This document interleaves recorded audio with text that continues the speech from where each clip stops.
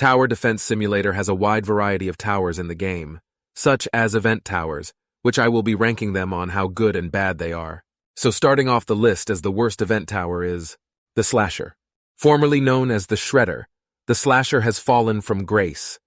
The Slasher is supposed to be used as an early game tower due to its extremely low cost, but it even struggles on Wave 1 enemies on Molten mode, the easiest mode in the entire game, which earns the Slasher a depressing rank of 10th place overall. So the next bad event tower on the list is the Frost Blaster. The Frost Blaster is supposed to be considered a offensive support tower like Sledger, but it fails at both being a support tower and offense tower. It deals an eye-wateringly low 23 damage per second, along with a freeze that lasts for 0.7 seconds. For comparison, the Freezer's freeze lasts about 1.5 seconds, which makes Frost Blaster 9th place overall. Continuing with the bad event towers is the Toxic Gunner. The Toxic Gunner is basically a overpriced regular soldier that has blindness, as well as its slowdown effect is still very weak because it only lasts for 5 seconds.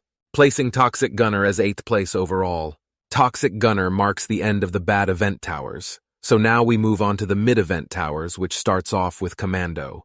The Commando isn't nearly as bad as everyone thinks it is. It can actually beat Pizza Party in duos if you have supports. While the tower is overpriced, its damage per second isn't that terrible. Commando placed 7th place overall on the list. The next mid-event tower is the Executioner.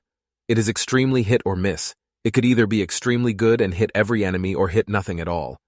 You're better off using other towers like Ace Pilot over this tower, giving the Executioner a disappointing 6th place overall. So now we've reached the halfway point of this ranking. Gladiator, Sledger, Archer, Elf Camp, and Swarmer are the final 5 towers remaining. They finally buffed the Archer. I'd say it's still average or even slightly above average. Archer is pretty good at early game to mid game, but there are way better options to use for that. I would give Archer 5th place overall because of its good pierce and fire arrows. So, the 4 remaining event towers can be considered good or higher on the list. I would say that Elf Camp is 4th place, because the tower has a low placement limit of 2. The tower is good early to mid-game, but falls off late game because of high HP enemies and the stomp ability of the bosses killing all the units on the map. Elf Camp places 4th place overall on the list. The next event tower out next is Sledger.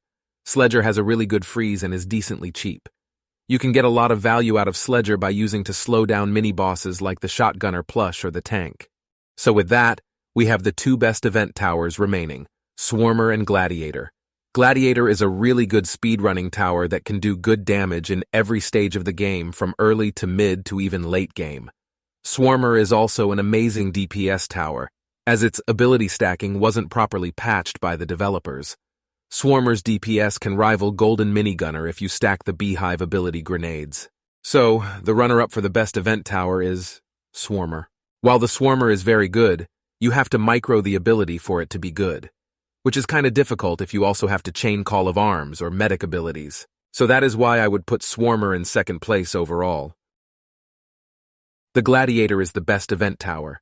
It makes the game very easy to speedrun alongside with its very strong rage ability. The Gladiator's swing is also able to hit multiple enemies with splash damage.